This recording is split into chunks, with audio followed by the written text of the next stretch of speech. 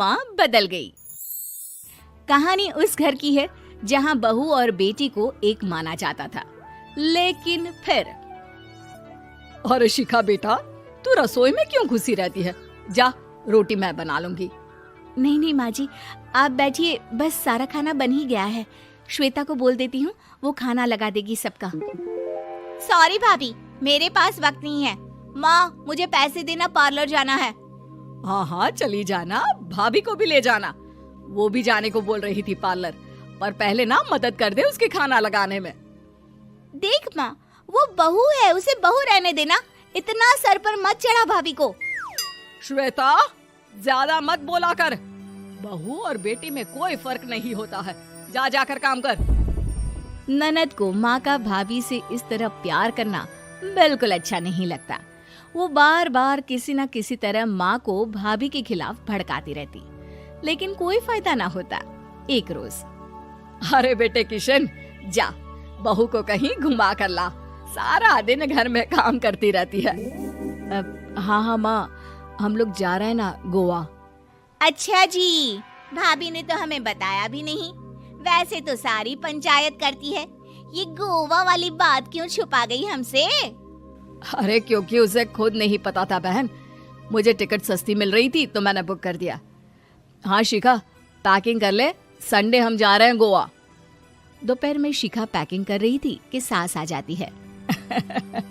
ये क्या बहू, साड़ियाँ? अरे गोवा जा रही है घूमने या फिर शादी में मायके हैं?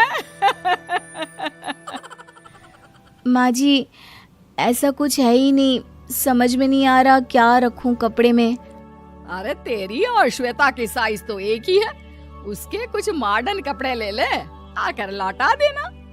हाँ माँ जी, ये ठीक रहेगा। शिखा श्वेता के पास जाती है और उससे कपड़े मांगती है। ना जी ना, मैं अपने कपड़े ना दूं, वैसे भी फैल जाएंगे मेरे कपड़े, बहुत महंगे वाले हैं। शिखा मुंह लटकाकर कमरे में आ जाती है तो सास कहती है, चल तैयार हो जा, तुझे मैं शॉपिंग करा कर लाती हूँ गोवा की। बस फिर क्या था, सास बहू निकल जाते हैं मार्केट और एक से बढ़कर एक ड्रेस खरीद कर घर आते हैं। पहले बता देती कि नए कपड़े दिलाने वाली है भाभी को, तो मैं अपने ही दे देती ना भाभी को, मुझे दिला देती नए कपड़े। देख श्वेता, परिवार का मतलब सबके साथ रहना होता है, ना कि सिर्फ अपना सोचना। वैसे भी तुझे अच्छे संस्कार सीखने चाहिए। और रही बात कपड़ों की, तो शिखा, आज से घर पर भी तू मॉडर्न कपड़े ही पहनेगी। कोई जरूरत नहीं है ये साड़ी वाड़ी लपेटने की। अब क्या था, घर पर श्वेता और शिखा एक जैसे रहते। एक बार पड़ोसन आती है। अरे बेटा, अपनी माँ को तो बुलाना, जरा बात करनी है। शिखा सास को बताती है और रसोई में चली जाती है। ये आपकी बेटी बहुत बड़ी हो गई है, इसके लिए एक रिश्ता है, कहो तो बता दूं। ये बेटी नहीं बहू है, घर में सब एक जैसा ही रहता है। वैसे मेरी बेटी भी बड़ी हो गई है, कोई रिश्ता हो तो जरूर बताना। पड़ोसन रिश्ता लेकर उन लोगों के घर आती है। तब श्वेता की होने वाली सास कहती है, तो ये घर है, कितने मंजिल का है? और ये बहू ने आपकी क्या पहन रखा है, जीन्स टॉप? अरे भाई, साड़ी वाड़ी नहीं है क्या इसके पास? देखिए, सर्दी है तो साड़ी में बहू कैसे मैनेज करती, वैसे पहनती है साड़ी भी। देखिए, हम लोग ठहरे पैसे वाले लोग, कोई कमी नहीं है हम लोगों के पास पैसों की, बहुत पैसे हैं, जमीन, नौकर चाकर, कार, सब कुछ है, लेकिन घर में संस्कारी बहू चाहिए। समझ रही हैं ना आप? सास कुछ कहती कि श्वेता बोल पड़ती है, हाय रे, नौकर चाकर से लेकर जमीन, कार, पैसा, हाँ, मुझे रिश्ता मंजूर है मुझे।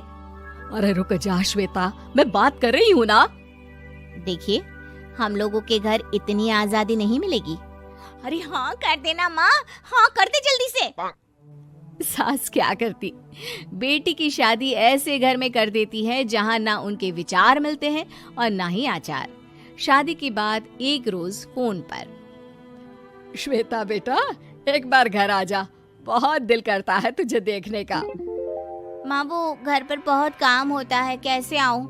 बड़ा घर है, लेकिन आने जाने वालों की लाइन ही लगी रहती है।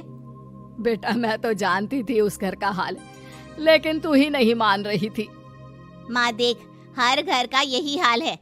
तेरी बेटी को यहाँ घूंघट हटाने की परमिशन नहीं है और एक तरफ भाभी स्कर्ट पहनकर घूम रही है। बेटा मुझे क्या पता था कि मेरी बेटी को ससुराल के नाम पर पिंजरा मिल जाएगा।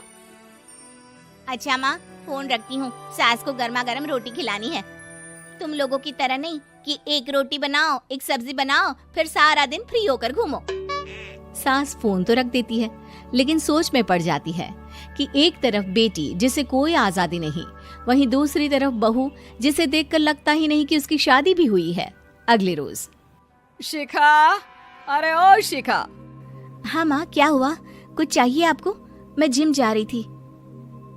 जिम के कपड़ों में बहू को देखकर सास को घूंघट में अपनी बेटी का ख्याल आता है। देख बहू, घर में बहू की तरह रहा कर। इतने टाइट कपड़े पहनकर जिम जाना पसंद नहीं मुझे। जा जाकर रोटी बना। रोटी? माँ अभी तो शाम की 6 बजे हैं, इस वक्त रोटी? अब क्या मेरे खाने पीने पर भी पहरा है? अरे जब मर्जी तब मैं अपने घर में खा भी नहीं सकती क्या? बहू को अजीब लगता है। वो समझ नहीं पाती कि जो सास कल तक इतनी सपोर्टिव थी, उन्हें अचानक से क्या हो गया। वो किचन में जाती है, गरम रोटी के साथ 2 तरह की सब्जी, रायता, सलाद सब लेकर सास के पास आती है। माँ जी, खाना। इतना सारा खाना? राक्षस समझा है क्या मुझे? रोटी मांगी थी मैंने गर्मा गर्म बस। पर माँ जी, रोटी खाती किससे आप? सब्जी तो बनानी थी ना। अरे भूख मर गई मेरी तेरी बहस से। जा जाकर काम कर, अंदर पूरी रसोई साफ कर। बहू अंदर चली जाती है। थोड़ी देर में श्वेता घर आती है। अरे शिखा, जल्दी से चाय ला, पकवान बना, मेरी बेटी आई है। अरे नहीं नहीं माँ, ड्राइवर बाहर खड़ा है। मैं तो घर का कोई सामान खरीदने के बहाने यहाँ आ गई हूँ, मुझे जाना होगा। अरे बेटा, पर कितने दिनों बाद देख रही हूँ तुझे, रहने आ जाना 2-4 दिन के लिए। आ जाऊंगी माँ, जब मेरी सास मरेगी तब। मैं तो रोज मन्नत मानती हूँ कि मेरी सास मर जाए तो अच्छा है। अच्छा चल, जा रही हूँ माँ। हे भगवान, कैसे कैसे दिन देखने पड़ रहे हैं मेरी बेटी को। सास अंदर जाती है, जहाँ श्वेता की जिम वाली सहेली का फोन आया होता है। क्या बात है, आज जिम नहीं आई? अरे पता नहीं यार, आज माँ को क्या हो गया अचानक। पर खैर कोई नहीं, लगता नहीं कि मैं अब जिम आ पाऊंगी। शिखा स्पीकर पर बात कर रही थी, जिसे सास सुन रही थी। यार ये सास ना होती ही ऐसी है। मैं तो कहती हूँ बुढ़िया जल्दी मरे और तू आराम से जिए। शिखा को सहेली की बात पर गुस्सा आ जाता है। माँ के मरने की कौन सा बच्चा दुआ मांगता है मोहिनी? आगे से ऐसी बात मेरे सामने मत करना। हमारे घर की शोभा ही माँ है। क्या हुआ जो थोड़ी सख्ती दिखा रही है? उसमें भी कोई ना कोई उनकी भलाई ही होगी। मैं तो कहती हूँ भगवान मेरे जैसी सास सबको दे, जो सिर्फ माँ की तरह है। सास वाली तो कोई बात ही नहीं है उनमें। सास ये बात सुन रही थी।